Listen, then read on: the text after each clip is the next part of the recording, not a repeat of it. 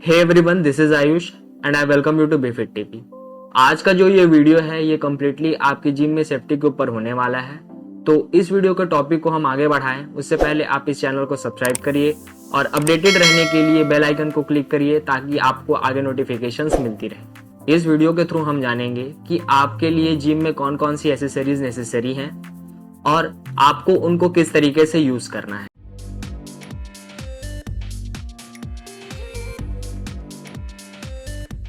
आगे बढ़ने से पहले मैं ये बात क्लियर कर देना चाहूंगा that this video is not made for those guys who are going to gym for quite a long time and are still safe without using this kind of equipments.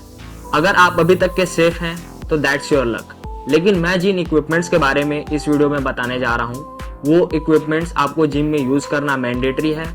आप उसके बिना अच्छे से वर्कआउट नहीं कर पाएंगे। नंबर 1 पे आता है आपका wrist support. Most of the beginners don't have a strong wrist. मैंने खुद भी और बहुत सारे बिगिनर्स को देखा है कि वो पुश वर्कआउट के दौरान वेट को पुश करने में उनको डिफिकल्टी होती है। वो इसलिए नहीं होता क्योंकि उनकी जो चेस्ट या फिर शोल्डर मसल है वो स्ट्रॉन्ग नहीं है, वो इसलिए होता है क्योंकि रिस्ट कमजोर है। तो इसलिए रिस्ट सपोर्ट का यूज करना काफी इंपॉर्टेंट हो जाता है अगर आपको एक प्रॉपर वे में पुश वर्कआउट लगाना है। अब बात आती है कि आप इसको यूज कैसे करेंगे। अगर आप पुश वर्कआउट के 4 सेट्स लगाते हैं जैसे कि चेस्ट और शोल्डर हो गया, तो आप जो इनकी 2 हैवी सेट्स होती हैं उनमें आप रिस्ट बैंड को यूज करिए, रिस्ट सपोर्ट को यूज करिए। लाइट वेट में आपको यूज नहीं करना है और हर सेट के बाद आपको अपनी जो रिस्ट बैंड है उसको निकाल लेना है। हर सेट्स के बीच में आपको रिस्ट बैंड को निकालने के लिए मैं इसलिए बोल रहा हूं क्योंकि आपके लिए ब्लड सर्कुलेशन भी एक इंपॉर्टेंट फैक्टर है। आप अगर किसी चीज को टाइटली बांध रहे हैं तो उसमें क्या होता है कि आपका जो ब्लड सर्कुलेशन है वो कम हो जाता है उस प्रॉपर मसल ग्रुप में। तो आपको टाइम टू टाइम उसको आपको ढीला करना जरूरी है। आप ध्यान रखें कि जब भी आप रिस्ट बैंड को बांधें तो वो एक परफेक्ट कंफर्टेबल टाइटली आपको उसको बांधना है। नेक्स्ट जो इंपॉर्टेंट एसेसरी है वो है एल्बो सपोर्ट। बहुत सारे लोग इसमें कन्विंस नहीं होंगे कि एल्बो सपोर्ट का यूज नेसेसरी है, लेकिन ये एक इंपॉर्टेंट फैक्टर हो जाता है। अगर आपको जॉइंट्स में पेन होता है, अगर आपकी एल्बो जॉइंट में पेन हो रहा है या फिर आपको एल्बो जॉइंट के पेन को अवॉइड करना है तो आप एल्बो सपोर्ट का यूज मैंडेटरी कर दीजिए। आप कभी भी पुश वर्कआउट लगा रहे हैं तो आप एक एल्बो सपोर्ट अपने पास रखिए और उसको यूज करिए। थर्ड जो इंपॉर्टेंट एसेसरी है वो है नी सपोर्ट।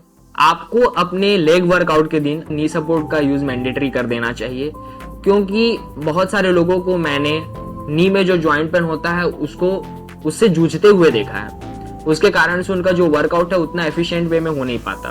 और डेफिनेटली मैं ये बता देता हूं कि अगर आप स्क्वाट मारेंगे, लेग प्रेस मारेंगे तो उस दौरान डेफिनेटली आपका अराउंड 10 kg का इंप्रूवमेंट आपको देखने को मिलेगा अगर आप एक प्रॉपर नी सपोर्ट का यूज करते हैं तो। Finally fourth and king of all equipment is weight lifting belt. Weight lifting belt आपको यूज करना जरूरी है जब भी आप हैवी लेग या फिर बैक वर्कआउट कर रहे हैं जैसे कि डेडलिफ्ट या फिर स्क्वाट हो गया।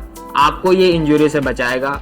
जो लोअर बैक पेन होता है वो बहुत दर्दनाक होता है, आपको कंप्लीटली बेड रिडन भी कर सकता है। आपको बहुत सीरियस इंजरी हो सकती है अगर आप हैवी वर्कआउट के दौरान, हैवी सेट के दौरान आप वेट लिफ्टिंग बेल्ट का यूज नहीं कर रहे होंगे तो वेट लिफ्टिंग बेल्ट को आप लेग और बैक वर्कआउट के दौरान कंपलसरी कर दीजिए और हर एक सेट के बाद आप इसको निकाल दीजिए क्योंकि जब भी आप इसको टाइटली बांधते हैं उस दौरान आपकी जो ब्रीदिंग जो प्रोसीजर है वो थोड़ी सी चेंज हो जाती है, वो एक नॉर्मल ब्रीदिंग प्रोसीजर नहीं रहती।